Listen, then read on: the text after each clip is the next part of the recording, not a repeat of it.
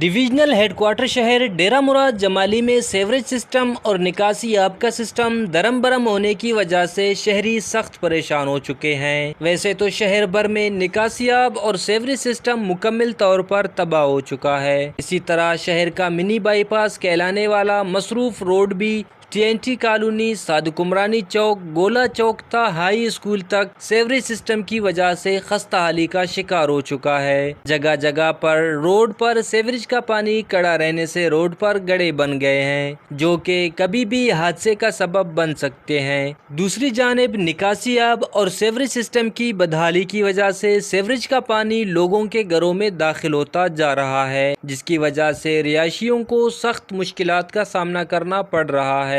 رہائشیوں کا کہنا تھا کہ متعدد بار شکایات کرنے کے باوجود بھی سیوریج سسٹم اور نکاسی آب کا سسٹم تاحال بحال نہ ہو سکا۔ شہر میں رہ کر بھی شہری بنیادی سہولیات سے محروم ہو چکے ہیں، جو کہ ضلعی انتظامیہ کے لیے لمحہ فکریہ ہے۔ رہائشیوں نے حکومت بلوچستان اور ڈپٹی کمشنر نصیر آباد سے اپیل کرتے ہوئے کہا کہ منی بائی پاس کہلانے والے مصروف سڑک کے حدود میں سیوریج سسٹم اور نکاسی آب کے سسٹم کو بحال کر کے رہائشیوں سمیت مسافروں کی مشکلات کو کم کیا جائے۔ کیمرہ مین معشوق رند کے ساتھ ریاض بلوچ، وش نیوز، نصیر آباد۔